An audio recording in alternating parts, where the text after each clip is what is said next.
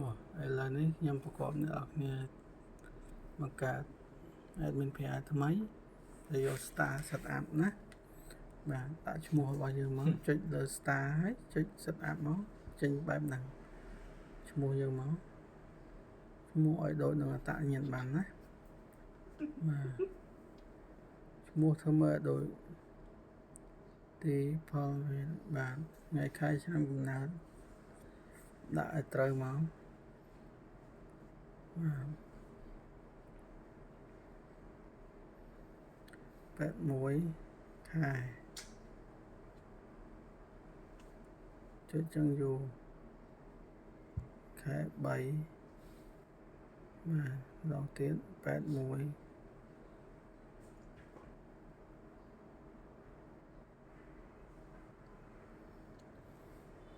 ខែ3ថ្ងៃ30ខែ3 1981ណាមើលច្បាស់ណាដាក់ត្រូវថ្ងៃមើល81រើសមក United States ភាសាខ្ញុំប្រើ EAN ណាខ្ញុំជនជាតិអាមេរិក United States of America មើលណាបាទនិចបាទប្រទេសអាមេរិកត្រូវហើយ Business Thai Complete ណា Business Thai នេះសំខាន់ណាស់បាទត្រូវយកលើ Individual បាទហើយចុច Next ណាបាទមកដល់ហ្នឹងវាទាមទារដាក់ address ជាង address របស់យើងមានបាទ125ដក clear មកW wedding nice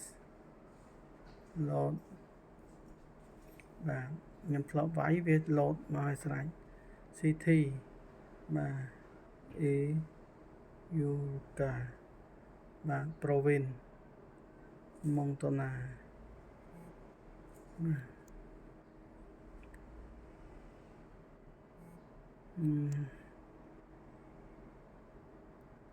សអឹម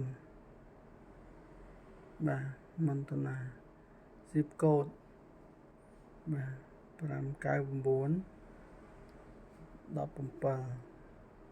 បាទ phone number 801 796 587គាត់ email ដាក់ email របស់យើងមកដើម្បីវាផ្ញើសារមកយើងចឹងខ្ញុំឈ្មោះបាទ load មកស្រេចហើយដាក់ email រួចហើយបាទរួចហើយអូខេហើយមើលឈ្មោះទៅត្រូវទេបាទទៅខឈ្មោះក៏បញ្ហាដែរណាបាទអូខេ Next បាទយកពាក្យថា link PayPal ណាអាចយកឥឡូវគឺ bank នៅក្នុងស្រុកយកអាកដាល bank ក្នុងស្រុកដែរ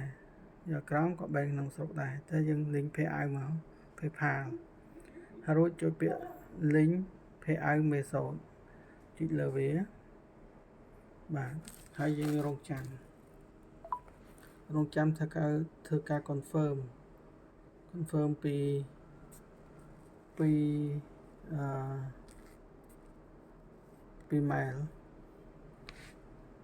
ពីmail របស់យើងមិញ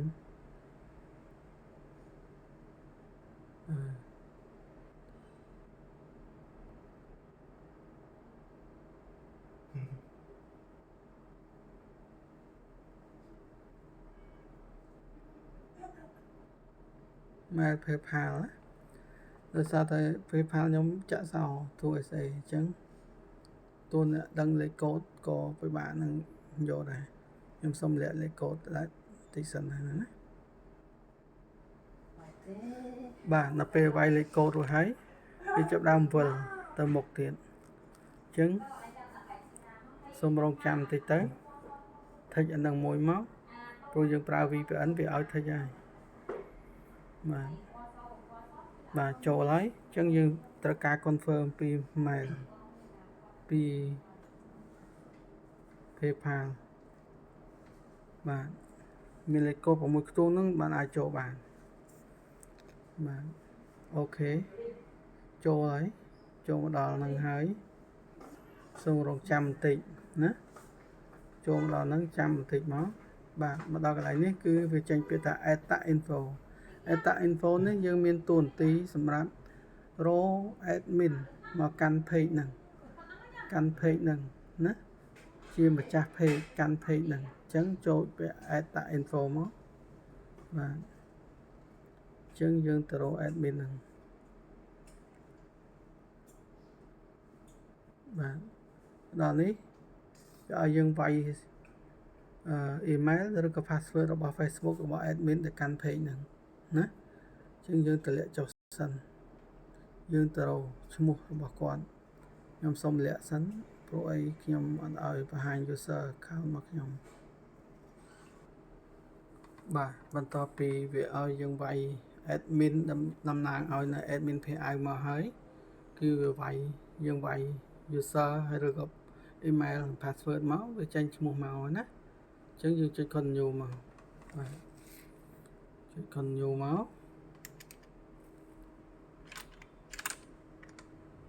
បាទយើងកំពុងតែទៅមុខទៀតដើម្បីបាទមកដល់កន្លែងនេះវាឲ្យយើងបំពេញតាក់គឺយើងបំពេញតាក់បែបម៉េចគឺខ្ញុំយក yes ពីព្រោះខ្ញុំយក ASN ឬក៏ EIN ខ្ញុំជនជាតិអាមេរិកណាបាទហើយខ្ញុំចុច next បាទមកដល់កន្លែងនេះវាឲ្យយើងបំពេញឈ្មោះវាបំពេញរួចហើយហើយនេះវាឲ្យយើងរើស ASN TIN ឬក៏ EIN បាទយើងចុចមកខ្ញុំយក EIN ណាហើយខ្ញុំដាក់ប៉ុន្តែលេខ EIN ខ្ញុំសូមលាក់សិនបាទបន្ទាប់ពីយើងវាយលេខ EIN ហើយស្រេចហើយយើងចុច next មក next ណាមកដល់ហ្នឹងវាឲ្យវាយ address ទី2អញ្ចឹងយើងវាយ address ទី2របស់យើងដែរមកបាទ